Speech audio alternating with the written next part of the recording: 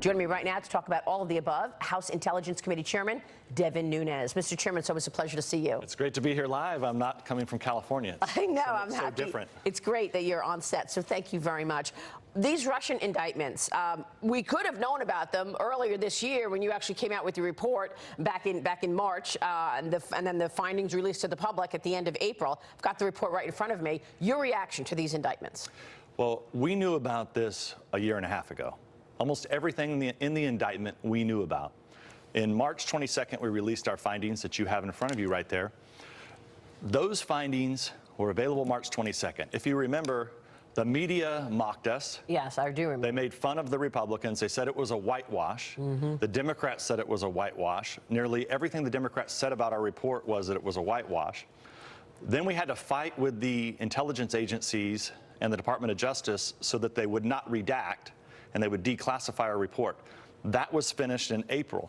So this entire report that you have in front of you, including all you had to do was get to page 4, and you only had to read chapter 2, and you would have had nearly everything that's in the indictment. Yeah, it's pretty incredible. Look at all these redactions that you can actually see on the screen. And it's page after page of that. And actually, there's more in this report than what's in the indictment. Okay, and this is what's very frustrating. So it's great that they indicted Russians. Yes, they did bad things. I mean, they're always up to bad things. We know that. They have very sophisticated intelligence capabilities in Russia. And they're constantly attacking the United States and our allies. However, in the indictment, they leave out some really important people that they also went after. So the indictment plays like they were only going after the Democrats, when Bob Mueller and all his investigators and his lawyers know for a fact that they also targeted Republicans. Why is that not in the indictment? It makes the indictment look ridiculous. Okay. So I'm not saying they shouldn't be indicted. The I'm just saying that we're targeting both Democrats and Republicans. And Republicans. Yeah. And they know that. It's in our report. So why doesn't the Department of Justice allow this to be declassified so the American public can see this? The other thing is that these people are never going to see justice, right? I mean, we don't have jurisdiction over these people. They're not going to come to the U.S., and so they really won't actually be held accountable. Right. They're intelligence officers, so they're not going to be held accountable.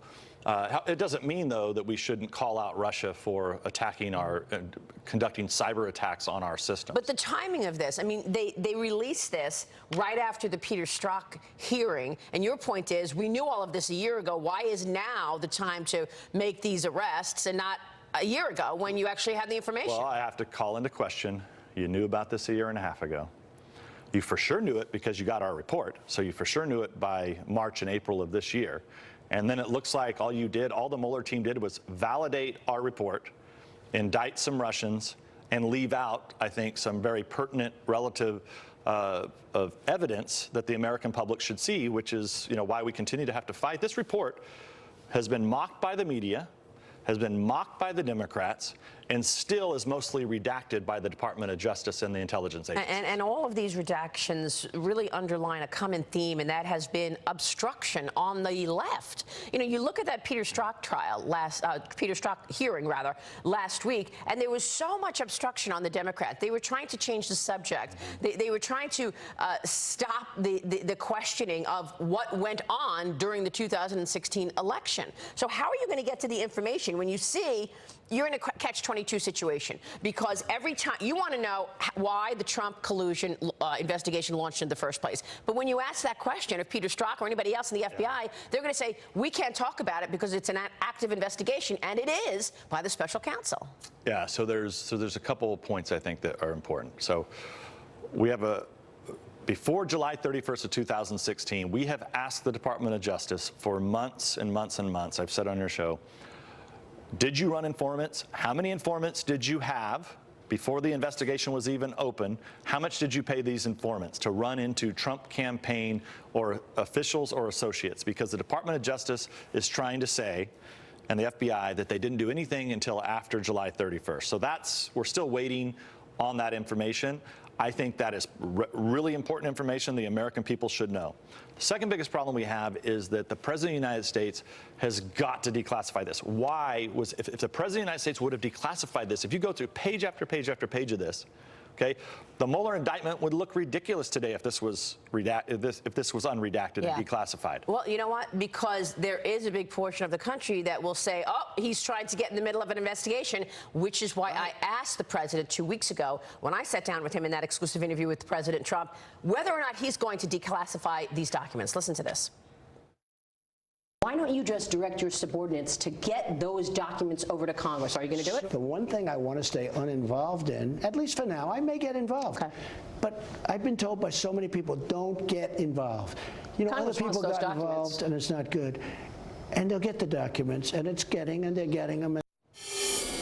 Meanwhile, there's an op-ed in this weekend's Wall Street Journal, and the title is, After the Strzok Stonewall, basically saying we're obviously not going to get to the truth through the legal process. The president has got to declassify. Do you think he'll do it? Well, I think he has to, and I think this is a great example of it. It's not just about Strzok. It's not just about the FISA. Now you have information in our report here that he should have already declassified. And I think then the American people, you know, would have known. I mean, we basically wrote the indictment for Mueller. I mean, the House Republicans, without the support of the Democrats, wrote the indictment for the Mueller special counsel, essentially, and information that we've had for over a year. So now you have Strzok, who is stonewalling Congress, not answering questions, looks very foolish.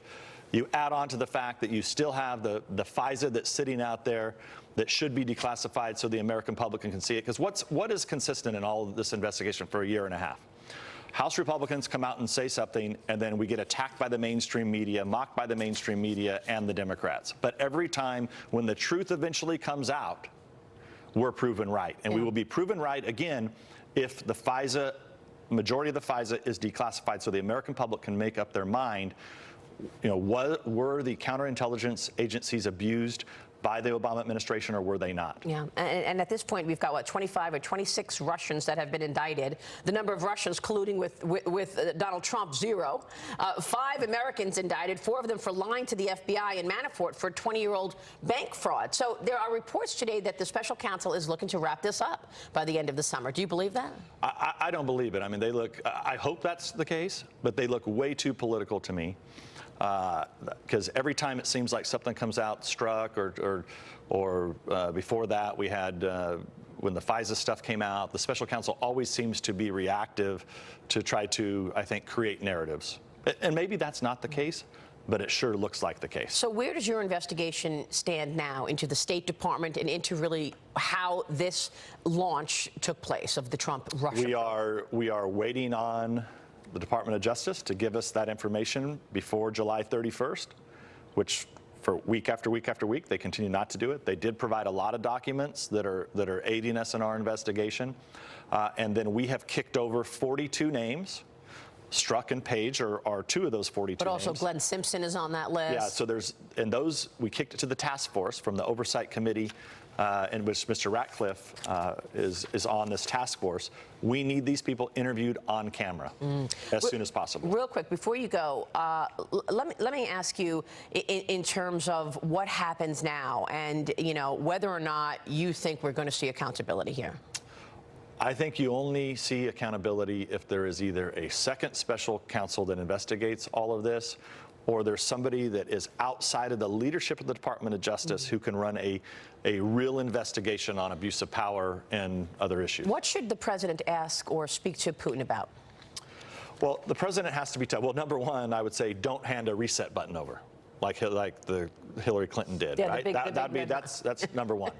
Number two, what he's doing with Europe and NATO is what's needed to be done for a long time, which is 1, pay your fair share, and 2, we cannot allow Eastern Europe to rely on Russian gas. The Germans are building pipelines, getting Russian gas, feeding the Russian beast, right?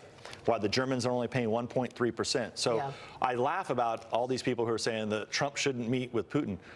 Trump has done more on the highest issues at the most important level, pointing them out to the Europeans and the American people, that you've got to stop buying gas from Russians and you have to beef up defense in Poland, Romania, and the Baltics. That's what needs to happen, and only by force brute force will Putin understand anything. And we should give the president the room to do that. And you would imagine that this, obviously, these indictments are brought up as well.